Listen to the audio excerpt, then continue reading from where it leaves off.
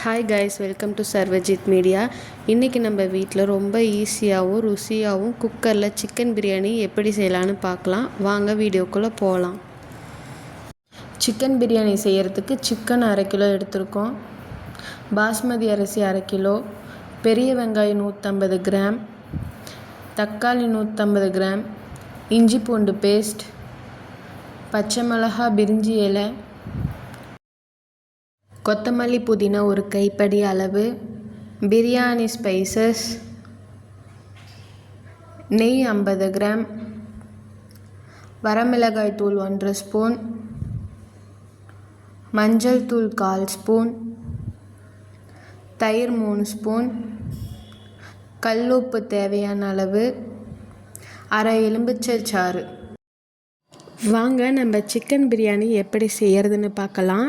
Stove on பண்ணிக்கோங்க, குக்கரை வச்சுக்கோங்க. குக்கர் நல்லா ஹீட் ஆகட்டும். ஹீட் ஆனோடனே 1/2 kg சிக்கனுக்கு நான் சன்ஃப்ளவர் ஆயில் 100 ml எடுத்திருக்கேன். அதை ஆட் பண்ணிக்கலாம். நம்ம ஆல்ரெடி நெய் எடுத்திருக்கோம், அதுவும் ஆட் பண்ணிவிட்டு லைட்டாக ஹீட் ஆனோடனே நம்ம பிரியாணி ஸ்பைசஸ் ஆட் பண்ணிக்கலாம்.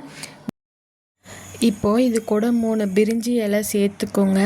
ரெண்டத்தையும் சேர்த்து நல்லா வாசனை வர வரைக்கும் வதக்கி விட்டுக்கோங்க. இப்போது வாசனை வருது. இந்த நேரத்தில் நம்ம நீல வாக்கில் கட் பண்ண வெங்காயத்தை போட்டு நல்லா வதக்கிக்கலாம். ஸ்டவ்வை லோ ஃப்ளேம்லேயே மெயின்டைன் பண்ணிக்கலாம். வெங்காயம் நல்லா கோல்டன் ப்ரௌன் கலரில் வர வரைக்கும் வதக்கி விட்டுக்கலாம். அப்போ தான் பிரியாணியோட டேஸ்ட் நல்லா இருக்கும். பாருங்கள், வெங்காயம் நல்லா வதங்கி வந்துருச்சு. இப்போது வீட்டிலையே ஃப்ரெஷ்ஷாக அரைச்சி வச்ச இஞ்சி பூண்டு பேஸ்ட்டை போட்டு வதக்கிக்கலாம். பச்சை வாசனை போகிற வரைக்கும் நல்லா வதக்கிக்கோங்க. இப்போது நான் 7 பச்சை மிளகாய் எடுத்திருக்கேன். நீங்கள் உங்கள் காரத்துக்கு தகுந்த மாதிரி சேர்த்துக்கோங்க. இப்போ இது கூட ஏற்கனவே அரிஞ்சு வச்ச தக்காளியை சேர்த்துக்கலாம். நல்லா அடிப்பிடிக்காத அளவுக்கு கிளறி விட்டுட்டே இருங்க. தக்காளி நல்லா வதங்கி வரணும்.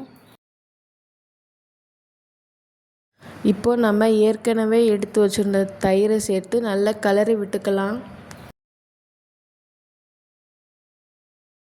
இப்போது நம்ம புதினா கொத்தமல்லியை சேர்த்து நல்லா கிளறி விட்டுக்கலாம். இது பிரியாணிக்கு நல்ல ஒரு டேஸ்ட்டு கொடுக்கும்.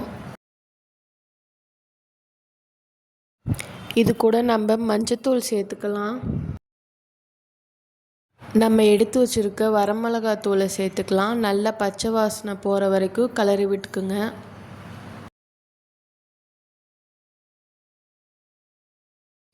இப்போது நம்ம கல்லுப்பு சேர்த்து நல்லா கிளறி விட்டுக்கலாம்.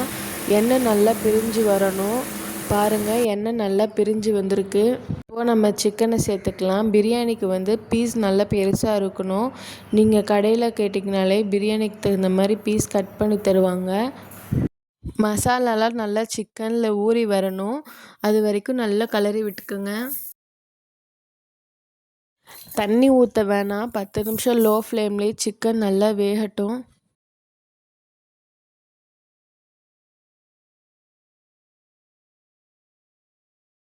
இப்போது நம்ம பிரியாணிக்கு 1 கப் அரிசிக்கு 1.5 கப் தண்ணி எடுத்திருக்கோம். நீங்கள் உங்களுக்கு பிரியாணி கொஞ்சம் ட்ரையாக வேணும்னு நினச்சிங்கன்னா ஒரு 1/4 கப் தண்ணியை கொஞ்சம் குறைச்சிக்கோங்க.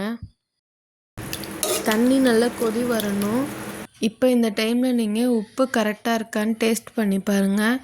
பிரியாணிக்கு ஒரு நூல் உப்பு கூட இருக்கணும். அப்போ தான் பிரியாணி செஞ்சு முடிச்சதுக்கப்புறம் உங்களுக்கு சாப்பிட்றதுக்கு கரெக்டாக இருக்கும்.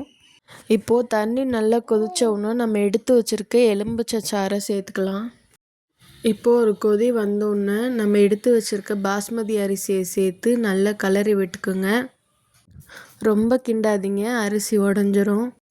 இப்போது நம்ம விசில் போட்டு மூடி வச்சுக்கலாம். பாஸ்மதி அரிசின்றனால நம்ம 2 விசில் விட்டால் போதும். விசில் அடங்கிருச்சு.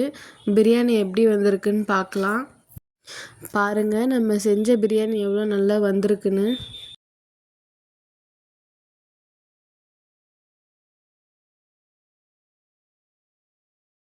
இப்போது நம்ம கிளறி விட்டு பார்க்கலாம். பாருங்கள், அரிசி எப்படி உடையாமலும் நல்லா உதிரி உதிரியாக வந்திருக்குன்னு பாருங்கள்.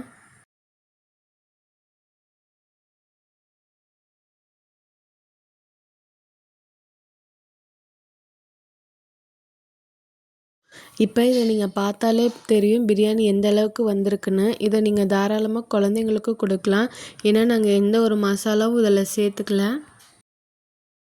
பாருங்கள் இந்த சிக்கன் பீஸ் எந்த அளவுக்கு சாஃப்டாகவும் ஜூஸியாகவும் வெந்து வந்திருக்குன்னு.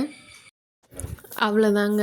உங்களுக்கு இந்த வீடியோ பிடிச்சிருந்துச்சுன்னா லைக் பண்ணுங்கள், உங்கள் ஃப்ரெண்ட்ஸ் அண்ட் ஃபேமிலிக்கு ஷேர் பண்ணுங்கள். நீங்களும் இதே மாதிரி செஞ்சு பார்த்துட்டு கமெண்ட் பண்ணுங்கள்.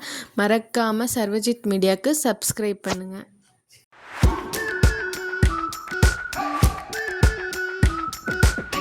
We've been waiting for so long.